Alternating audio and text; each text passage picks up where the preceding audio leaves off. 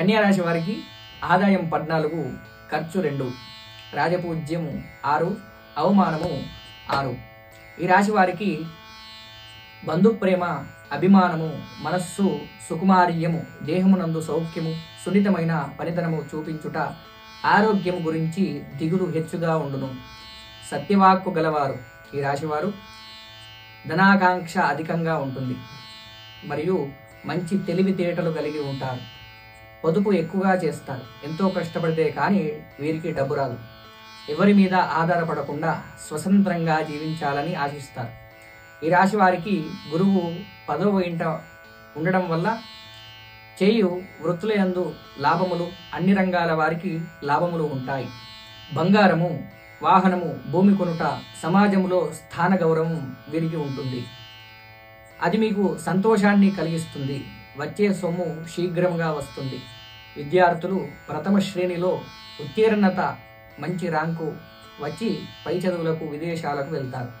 మంచి ఉద్యోగము, ప్రమోషన్లు లభించుట, నూతన పనులు ప్రారంభించుట, అనుకున్న పనులు విజయవంతం అగుట, తాత్కాలిక ఉద్యోగస్తులకు పర్మనెంట్ అవుతుంది. ఉద్యోగ మార్పు, మెడిసిన్, ఇంజనీరింగ్ వాళ్లకు కొన్ని చిక్కులు తప్పవు. వకీలు, డాక్టర్లకు మంచి పేరు వస్తుంది. గతంలో నిలిచిన పనులు నెరవేరుతాయి. వ్యాపారం మార్పు, ఉద్యోగ మార్పు, మీకు కావలసిన ధనం రావడానికి అనేక మార్గములు ఎన్నుకుంటారు. ఇంటి అందు అందరికీ ఆరోగ్యము, మనస్సు అందు సంతోషము, మాతాపితృభక్తి, మంచివారితో స్నేహము చేయుట వల్ల మీ గుడ్విల్ పెరుగుతుంది.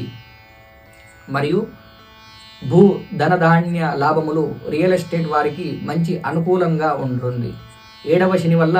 7వ స్థాన శని వల్ల ఏదో ఒక రకమైన టెన్షన్ పడుట, ప్రయోజనం లేని ఉద్యోగాలు చేయుట, రోజువారీ ప్రయాణాలలో జాగ్రత్త అవసరం. పొత్తు వ్యాపారమునందు మోసము నమ్మినచో నష్టపోదురు. కఠినమైన నిర్ణయాలు తీసుకుందురు. ఆచరణలో సాధ్యం కాదు. మానసిక చింతన, పరిచయం లేని వ్యక్తులను నమ్మరాదు. దురాలోచన, మితిమీరిన కోపము, సెంటిమెంట్ వస్తువులను అమ్మి చింతించుట, అవసరమైన పనులను చేసి చింతించుట, ఆదాయానికి మించిన ఖర్చులు వీరు చేస్తారు. మీ మీద నరదృష్టి అధికంగా ఉంటుంది. ఏ పని చేసినా బాగా ఆలోచించి చేయాలి. మీరు శని జపతర్పణ హోమాదులు చేసి ఈ రాశి వారు శ్రీరామ స్తోత్రాన్ని మరియు రాఘవేంద్ర స్వామిని ఆరాధించడం వల్ల మంచి ఫలితాలు వస్తాయి.